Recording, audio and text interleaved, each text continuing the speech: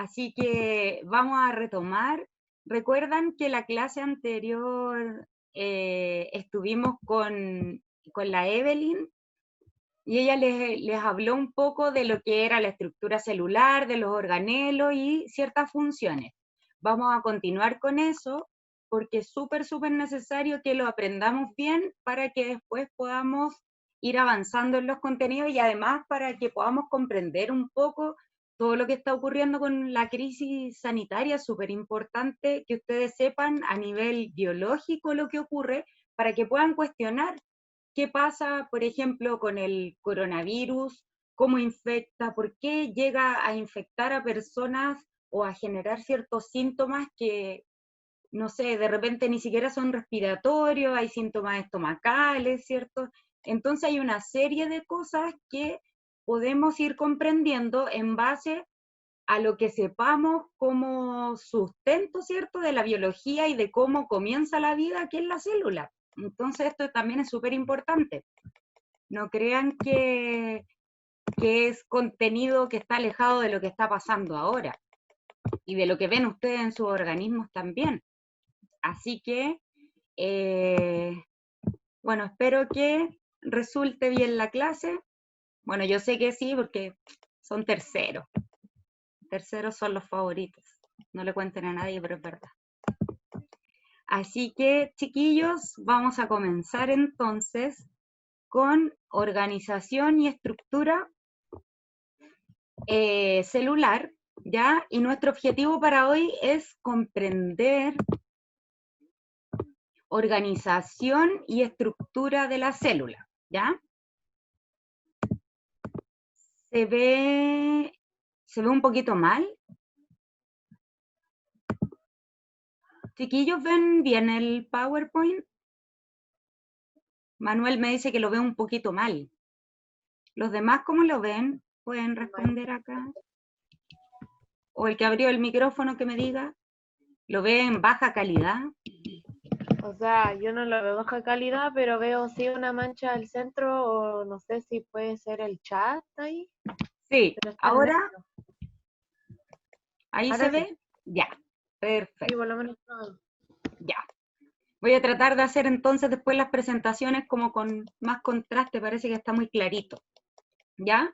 En todo caso, ustedes saben que esto se sube después y queda disponible para ustedes, que también agrego notas en las diapositivas para que el contenido y lo que yo vaya hablando también quede ahí guardado y no ponga tanto texto en las diapositivas, pero sí queda igual en el archivo, ¿ya? Ya, chiquillos, entonces, como dijimos, comprender organización y estructura de la célula, ¿ya? Comenzamos la clase anterior con los organelos de la célula, ¿cierto? Vimos que había algunos en la célula vegetal exclusivamente, que dentro de los eucariontes, ¿cierto? Que son las células de eh, organismos pluricelulares, ¿cierto? Como nosotros, como las plantas y los bichitos, etcétera, todos tenemos una gran cantidad de células, ¿cierto? No así bacterias, ¿cierto? Que eran los procariontes que tienen otra estructura, igual ahí material genético, pero ellos son como más sencillos, ¿ya? O tienen ciertas diferencias, ¿ya? Pero en cuanto a estructura y organización celular y organelos, nos vamos a basar ahora en la célula eucarionte, ¿ya? Las normas de convivencia sabemos que luego de saludarnos debemos mantener los micrófonos en silencio, levantar la mano para pedir la palabra, respetar el turno, ser amables y respetuosos, ¿cierto? La idea es de que esto resulte. Si abre su micrófono, por favor, que sea para comentar algún tema relacionado con el contenido, porque después de esto podemos conversar de los temas que ustedes quieran, ¿ya? Primero, y aquí necesito que en el chat me den la respuesta. Hasta ahora, ¿cierto? Va a ser como la intro para ver o para refrescar un poco lo que vimos en la clase anterior, ¿cierto? ¿Cuál de los siguientes organelos no se presenta en la célula animal? Tenemos mitocondria, núcleo, pared celular, membrana plasmática y retículo endoplasmático rugoso. ¿Cuál cree usted? Manuel dice el núcleo, pero si no tuviéramos núcleo, no podríamos tener información genética, por ende, no podríamos transmitir esa información.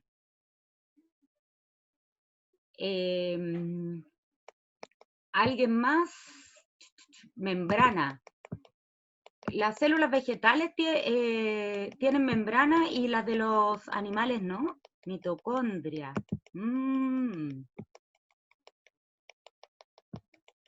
La mitocondria era el organelo que se relacionaba con entregar energía. El retículo endoplasmático rugoso. Retículo endoplasmático rugoso, a ver, ambos la tienen, ¿ya? Pero hay alguna aquí que no se presenta en la célula animal y que es exclusiva de la célula vegetal. Si no tuviésemos la mitocondria en ambas, no habría energía. La pared. Miguel Cornejo, muy bien. Miguel, ¿por qué la célula animal no tiene pared? Sabemos que en las células vegetales necesitan tener una pared que proteja a la célula, ¿cierto? ¿Por qué? Porque acuérdense que les sirve esta pared como, por ejemplo, para resistir, no sé, el ataque de un insecto, por ejemplo, para no perder tanta agua, para mantener la forma, ¿ya?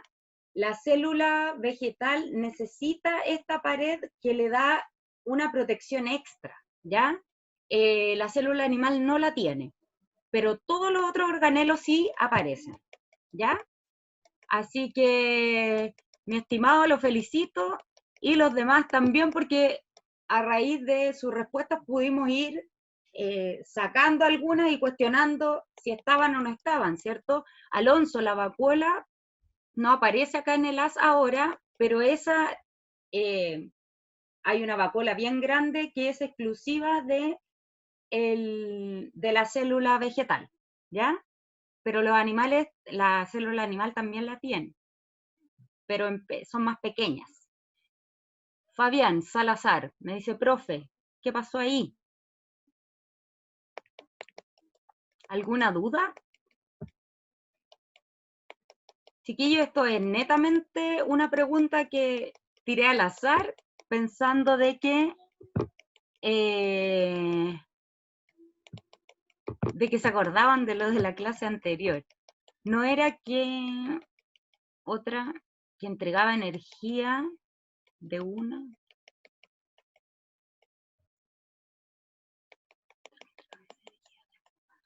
¿Cómo, mi estimado? ¿Cómo es eso?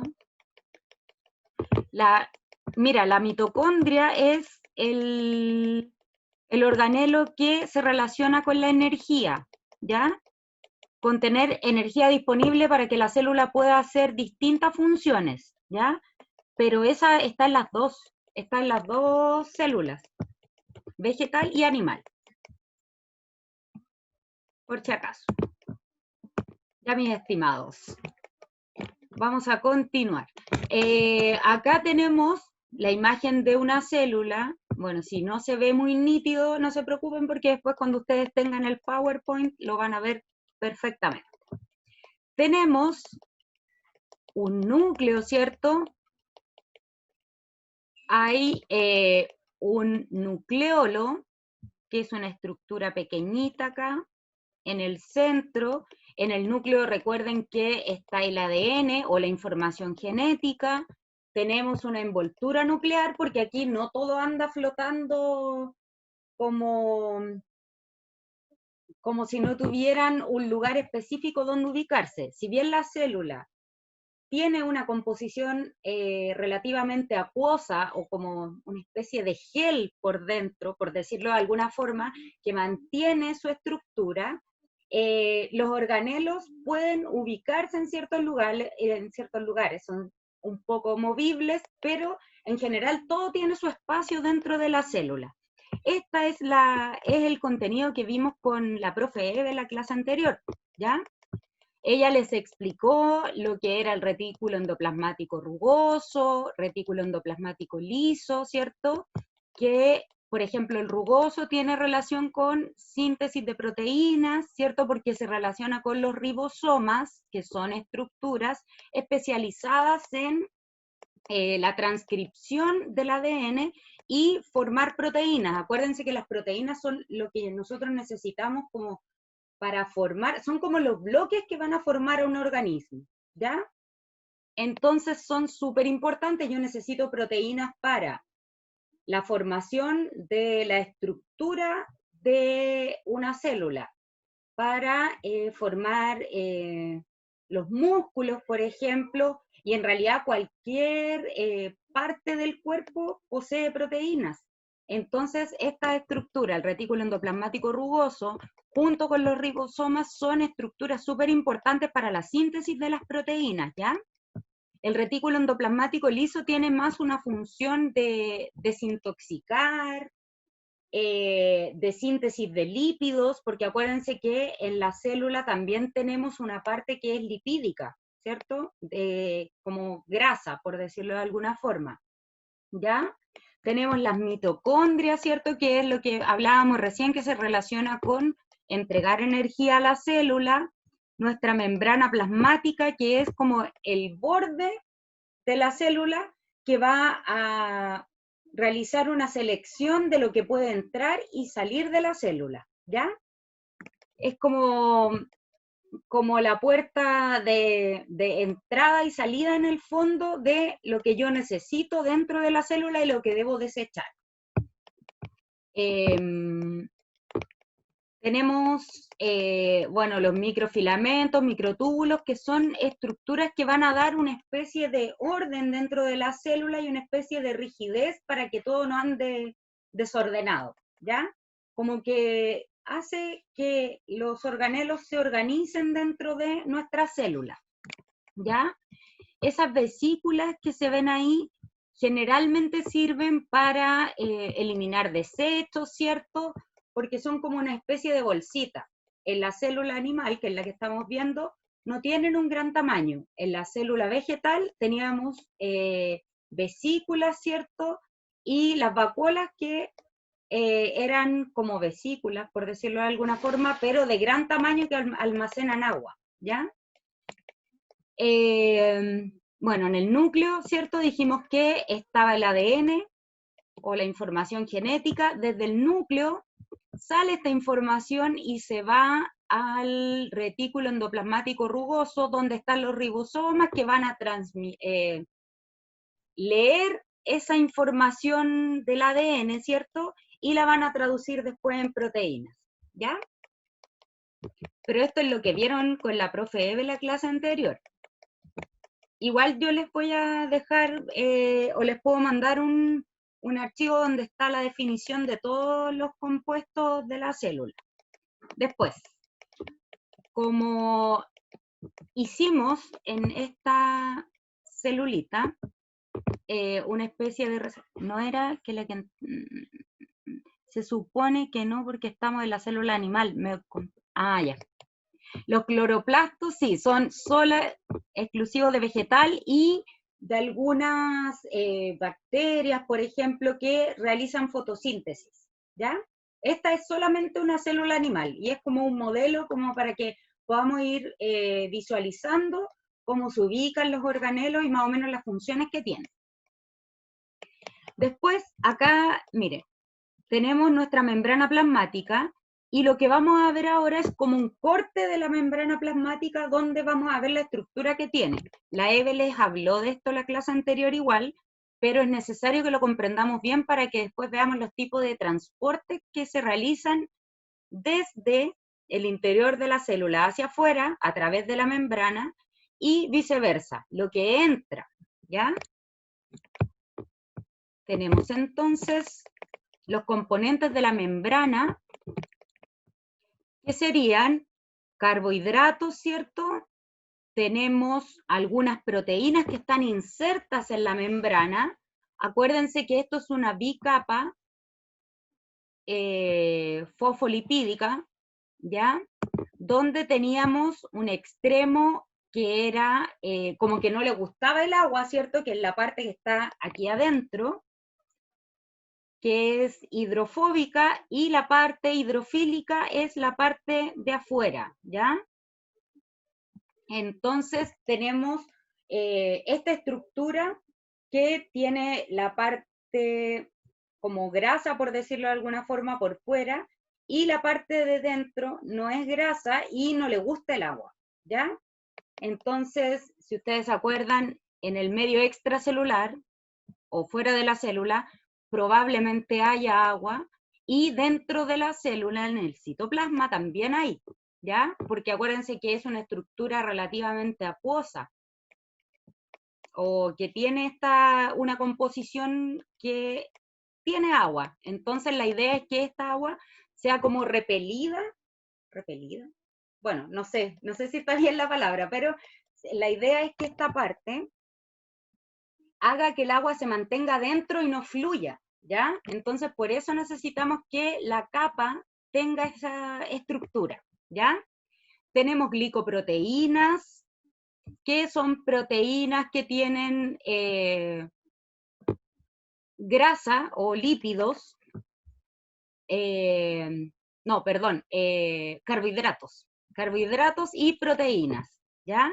Juntos.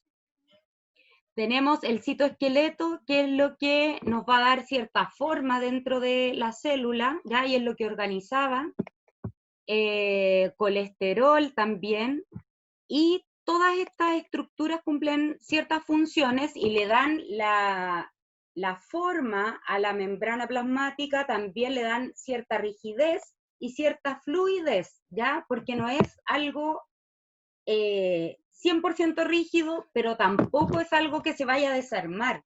Necesita como cada uno de sus componentes para poder tomar la forma necesaria para la célula que está formando, ¿ya?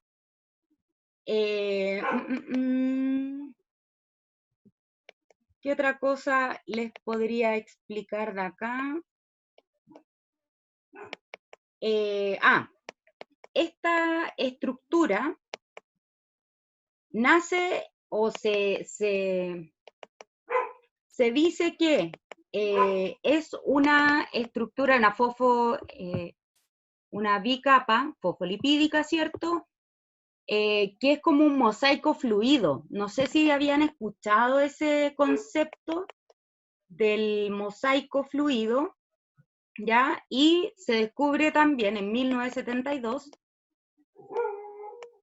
que existían estas partes, ¿cierto? Que eran una parte lipídica y una parte proteica, ¿ya? Que teníamos proteínas, ¿cierto? Y teníamos lípidos también dentro de la membrana, ¿ya? Lo que le daba la estructura, ¿cierto? Y esto fue descubierto por Singer y Nicholson, ¿ya? Que ellos son los que hablan por primera vez del mosaico fluido, ¿ya? ¿Qué significa que sea un mosaico fluido? Que no es algo rígido, ¿ya? Y que está compuesto, si ustedes han visto un mosaico, ¿cierto? Se dan cuenta de que tiene distintas formas, ¿cierto? Pero todas esas formas forman un todo, ¿ya? Y es lo que necesitábamos explicar en el fondo de la célula en sí, y que la membrana tiene esta estructura. Esto que nosotros vemos acá es un mosaico fluido, ¿por qué? Porque tiene muchas estructuras distintas, ¿cierto? Pero todas van a formar nuestra membrana, ¿ya? ¿Alguna duda?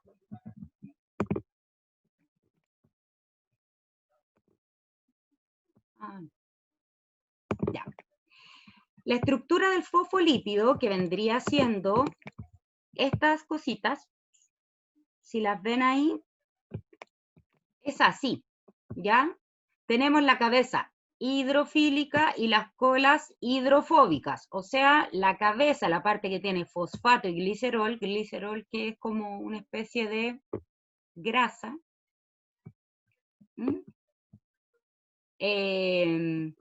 Esta parte es la que puede estar en contacto con el agua, ¿ya? Las colas, que son hidrofóbicas, están formadas por ácidos grasos saturados e insaturados, y son las que no se relacionan con el agua, ¿ya? La parte hidrofílica, entonces, sí se relaciona con agua, y la hidrofóbica no. Y acuérdense que esta estructura la tenemos doble, ¿cierto? Tenemos una cabeza hidrofílica y otra cabeza hidrofílica abajo, y las colitas, ¿cierto?, están al medio y no tienen relación con el agua. Los componentes de la membrana, tenemos los fosfolípidos, que es la estructura principal, que es esta que veíamos acá, y que es esta, ¿cierto? Esa estructura. Son las principales estructuras de la membrana, ¿ya? Es la que encontramos en mayor cantidad además, porque es la que va a formar esta bicapa, ¿cierto?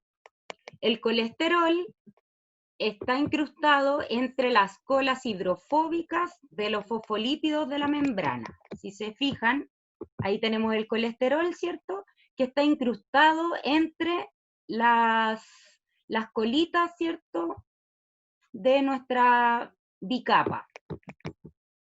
Tenemos las proteínas integrales, que están incrustadas en la bicapa de fosfolípidos y pueden o no extenderse a través de ambas capas. Proteínas, tenemos algunas proteínas que pueden estar atravesando todo, ¿cierto? O pueden ser estar ubicadas en un solo sector, ¿ya? Tenemos también las proteínas periféricas, que están en la superficie interna o externa, ¿ya? Pero no están incrustadas donde aparecen las colitas, ¿ya? Por ejemplo, esta rosadita que aparece acá, ¿cierto?, está en un extremo, en el extremo externo de la bicapa, pero no se relaciona con las colas. No está en esa parte donde tenemos la parte hidrofóbica de la bicapa lipídica. Los carbohidratos están unidos a proteínas o a lípidos en la superficie extracelular de la membrana y forman glicoproteínas, como esa, por ejemplo, ¿ya? Que glicoproteínas y glicolípidos, o sea, podríamos tener carbohidratos con proteínas o con lípidos, y van a estar en la parte extracelular o externa de la bicapa. Si se fijan, las tenemos por fuera, ¿cierto? Acá esto es el medio extracelular, lo que está fuera de la célula. Lo que está para acá es el medio intracelular, ¿ya? Pero las tenemos por fuera, no están mezcladas tampoco con la parte de las colitas hidrofóbicas. Si se fijan, acá pueden atravesar proteínas, ¿cierto? Algunas proteínas y el colesterol, que son las que más se involucran con esta parte de las colas hidrofóbicas. Los tipos de transporte, porque, a ver, antes de eso, ¿alguna duda con lo que vimos hasta aquí?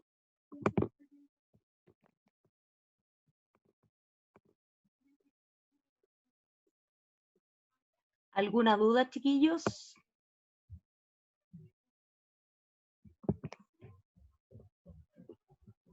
Ya, voy a continuar entonces.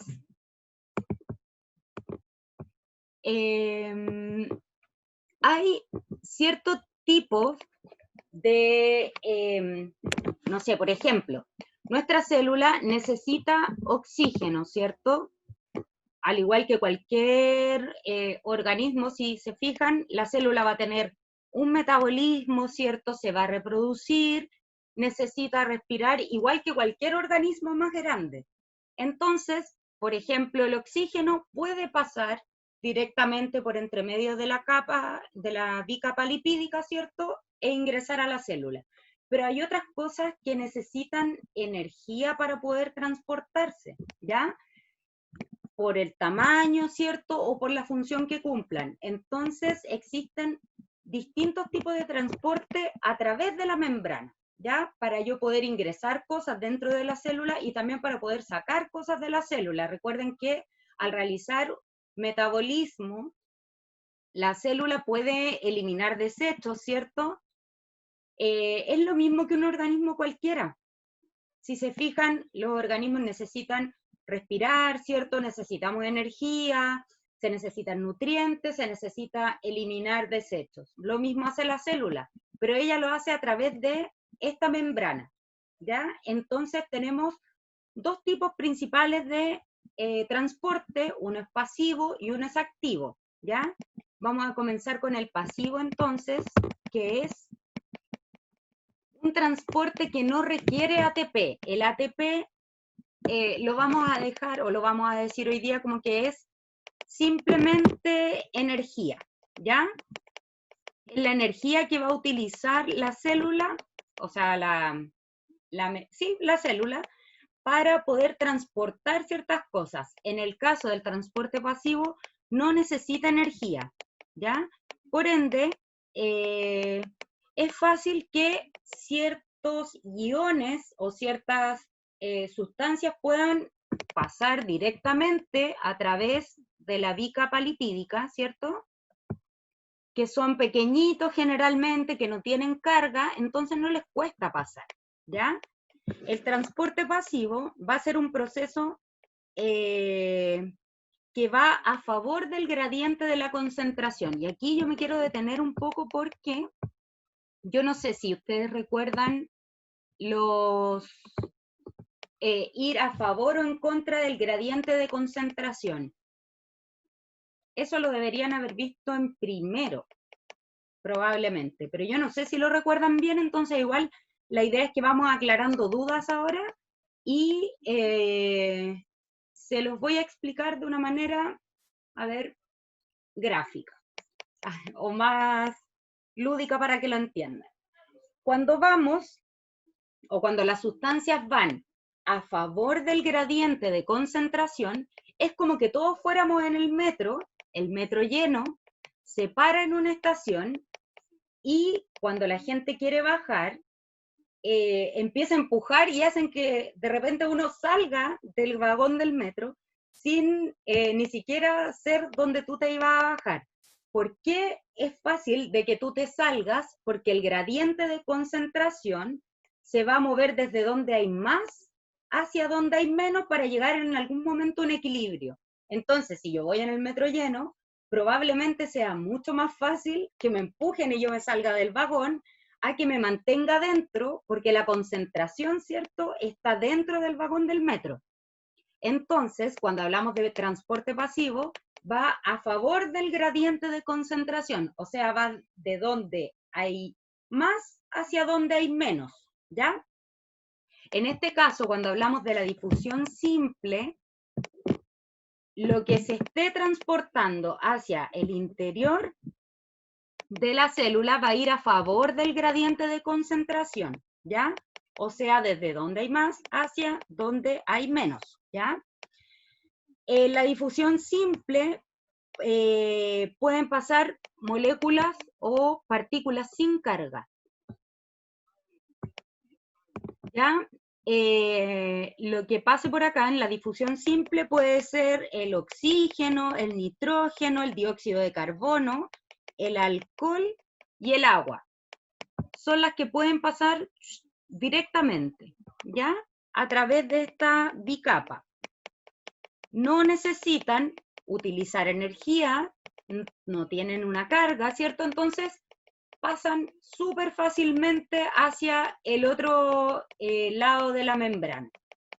Esto puede ser hacia adentro de la membrana o hacia afuera, dependiendo del gradiente de concentración, de donde hay más hacia donde hay menos, ¿ya? Tenemos también la difusión facilitada, ¿ya? Que son estos tres tipos, o tenemos en realidad uno que es el canal iónico, que lo que va a hacer, va a transportar iones desde el exterior hacia el interior de la célula, por ejemplo, sin gastar energía tampoco, pero la diferencia con lo que pasaba en la difusión simple es que acá yo necesito un canal que haga que las partículas con carga puedan pasar por ahí, ¿ya? ¿Se acuerdan que en la difusión simple yo les dije que no había carga, que podía ser oxígeno, dióxido de carbono, pero eso no tiene carga? Entonces podía llegar y pasar. Acá no, porque yo acá tengo ya una partícula con carga, entonces hay un canal especializado para que pasen estas partículas con carga, ¿ya?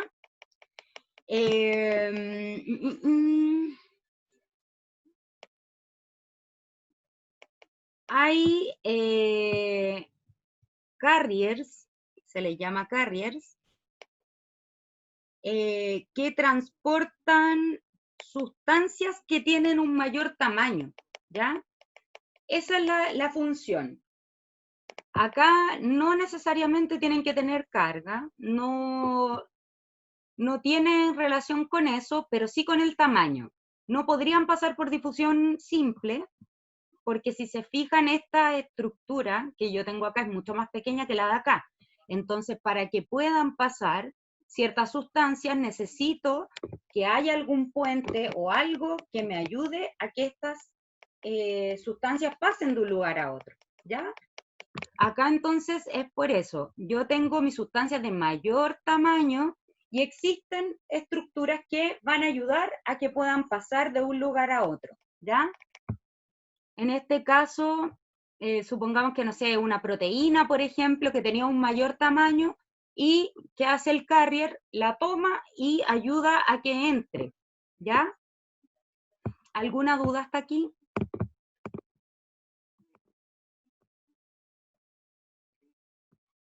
¿Le sale un cuadro oscuro? Pero no será cuando yo abro el chat. No sé dónde está el cuadro oscuro. Sí, Ahí Romina, le... es que ¿Mm? cuando tú abres el chat o las ventanas, se ve ¿Ah? el cuadro oscuro. Para eso tienes que sacar la optimización del audio. Optimización para video y audio que lo marcaste, si no me equivoco. Ah, que soy lesa. Ya, a ver. Bueno, si dejo de compartir y comparto de nuevo, probablemente podamos solucionar esta... Eso.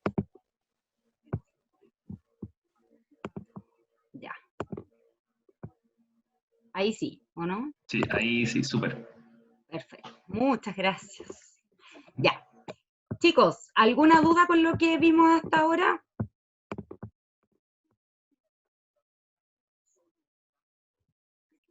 Vamos a subir las cosas al WhatsApp, o sea, al WhatsApp, al Facebook, etc. No se preocupe, va a estar todo. Ahora, transporte activo. El transporte activo sí va a necesitar energía, ¿ya? Vamos a tener que entonces utilizar ATP. Dijimos que la ATP era una molécula que al romperse va a liberar energía, ¿cierto? Este transporte va a ocurrir en contra del gradiente de concentración. O sea, es como cuando yo voy en el metro está lleno, o sea, en realidad me quiero subir al metro, y el metro está lleno y yo me tengo que subir igual a la fuerza, porque tengo que llegar sí o sí.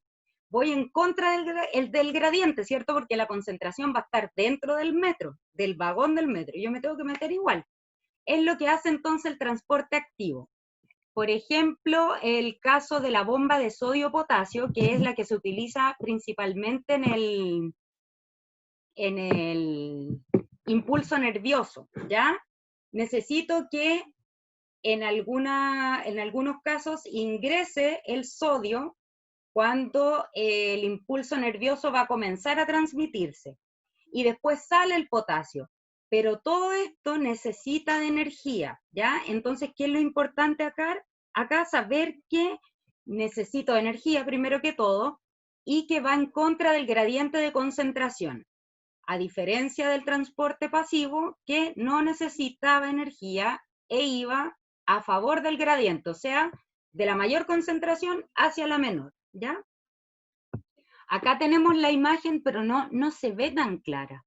Pero aquí yo tengo lugares específicos donde va a haber un transporte, o tengo como canales, ¿cierto?, donde yo puedo transportar estas partículas, porque aparte que tienen carga, tienen que ser transportadas por lugares específicos, ¿ya? Por canales que se relacionen con la carga eléctrica que traen.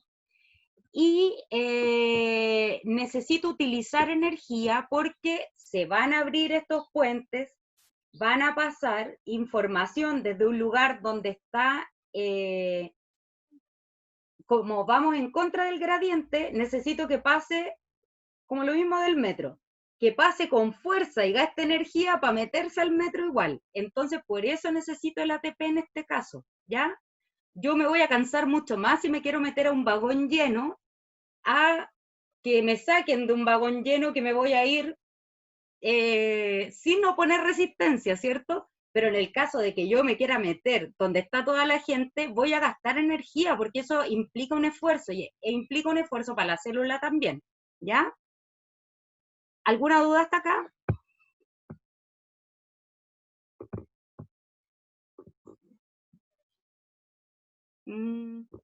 Ya. Tengo transporte en masa, que son dos, endocitosis y exocitosis, ¿ya? Lo que ocurre acá es que yo voy a sacar como cuando boto la basura. Tomo una bolsa, ¿cierto? Meto toda la basura y la saco de mi casa. ¿Ya? Es lo mismo que ocurre acá en el transporte en masa. Voy a sacar una cantidad importante de elementos de dentro de la célula. Puede ser, por ejemplo, no sé, algún agente patógeno, una bacteria, no sé, imagínense, cosas que le hagan daño a la célula, yo necesito sacarla. Entonces, ¿qué pasa? Se forman vesículas que van a ser como bolsitas, ¿cierto? Y se van a unir en algún minuto al citoplasma, o sea, vienen por el citoplasma, se van a unir a la membrana, ¿ya? Y al unirse van a poder liberarse al exterior, ¿ya? Exocitosis, sacar, ¿ya? Es como que va a botar la basura que estaba dentro de la célula. Y la endocitosis es todo lo contrario, cuando yo necesito ingresar cosas. Sí, Fabi. Cuando necesito ingresar cosas a la célula, tomo todo eso, ¿ya? Y hago que se forme como una especie de bolsita también que me va a entregar lo que yo necesito que esté dentro de la célula, ¿ya? Pero esto es en masa, es algo que se hace como con cosas que quizás no son tan grandes, no son tan difíciles de transportar para la célula, pero como son muchas, necesito que pasen de esta manera, pasen como en una bolsa, como un encargo, ¿ya? Hacia la célula. ¿Alguna duda hasta acá? ¿Y qué pasa con las células perdidas por hacer la bolsa? ¿Cómo es eso? Las células perdidas por hacer la bolsa. Vicente, explíqueme por favor su preguntita.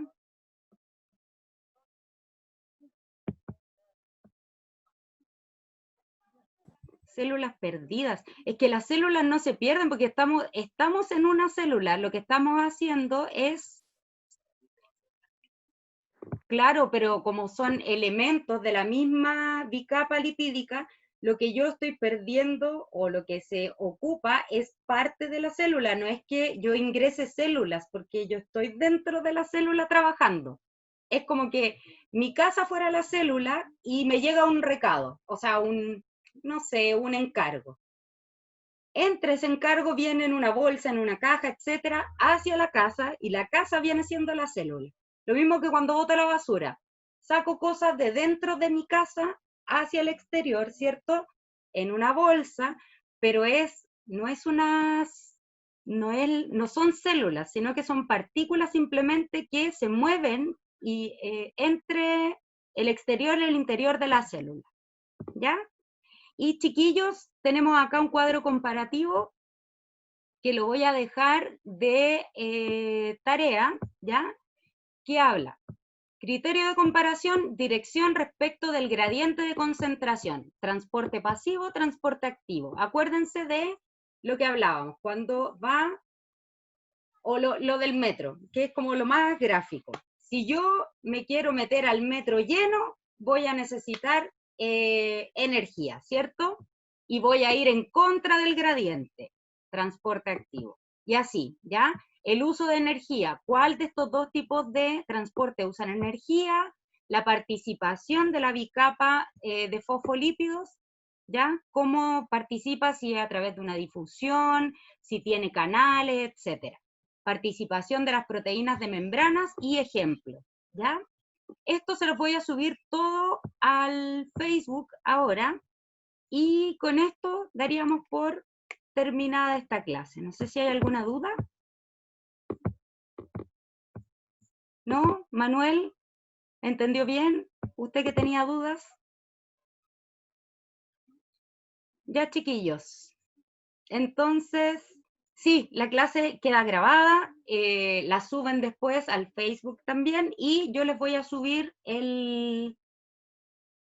¿Cómo no entendió nada? ¿A qué hora llegó Paulito? Chuta. Pero sí, queda grabada. Ah, con razón. En el PPT se puede resolver ese cuadro. No, porque esto es un pantallazo. Así que, o bueno, igual pueden escribir en las mismas diapos si quieren. No hay problema, ¿ya? Cualquier duda me escriben al correo, chiquillos. Voy a subir esto ahora y me mandan porfa al correo este cuadrito comparativo, ¿ya? Que es súper importante como para que podamos seguir avanzando, ¿ya? Espero que haya quedado más o menos claro y si no, pregúntenme, ¿ya? Así que eso, pues chiquillos, los dejo. Cuídense, ya llevamos como 50 minutos, ¿ya? Que tengan una súper linda mañana, si después tienen más clases, bueno, ya estamos casi entrando a la tarde. Si tienen más clases después, que todo resulte bien, que tengan lindo fin de semana. Un abrazo, cariños para todos, nos vemos y revisen el Facebook que ahí voy a subir las cosas, ¿ya?